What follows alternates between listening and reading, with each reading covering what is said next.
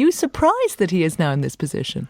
Well, I can honestly say I'm not surprised. I wasn't sure that he was going to win up until a few weeks ago, but I knew that he would make a huge splash.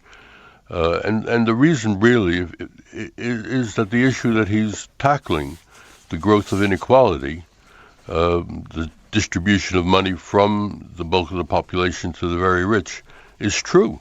And people feel it, and when somebody says it, they resonate to that. But I suppose it's one thing in New Hampshire. He's from the neighbouring state, Vermont.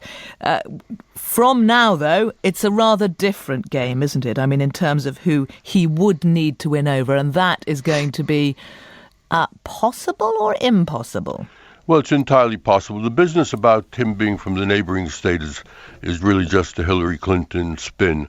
New Hampshire and Vermont are next to each other, but they define each other in terms of not being like the other. So they're not great friends. And when he started the campaign, when Vermont was no further away from New Hampshire than it is now, he was 40% behind. No, he didn't win it because he lives next door. He won it because the people of the state approved what he was saying. Sorry, go on. No, forgive me, but there was another argument that is put forward that actually he's too far to the left to win the country. Perhaps he could win the nomination, but when it comes to actually taking the presidency, he's in danger of losing it to the Republicans and setting progressives back decades. Well, there's no evidence of that at all.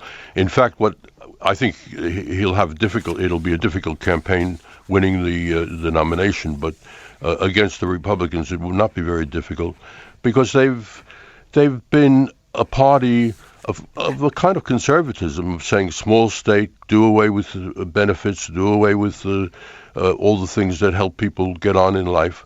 And when you have somebody as vigorous as Bernard saying, look, that's you, that's your parents whose Social Security pension you're talking about, they will be whipped. It's just the problem has been that you've had this centrist monotony for so long that they've gotten away with murder, but they won't get away with it with Bernard. Now, Mr. Trump, who's the most obnoxious of the Republicans, is a different story because he has been, I think, probably fallaciously also talking about the inequality and what he would do about it. But what he would do about it is persecute Mexicans and Muslims, and what Bernard would do about it is to create a better society. Okay, how would he do that? You imagine your brother walking into the White House. What are the first things that he tries to do? Well, the first thing what he has said is that he can't do anything on his own. There needs to be a movement. He calls it a political revolution. I think in our terms it's more like you would say civil rights movement, a women's movement, a huge development that comes from below and that demands change. And that's what he will work on from the first day. He will not settle into the Oval Office or whatever.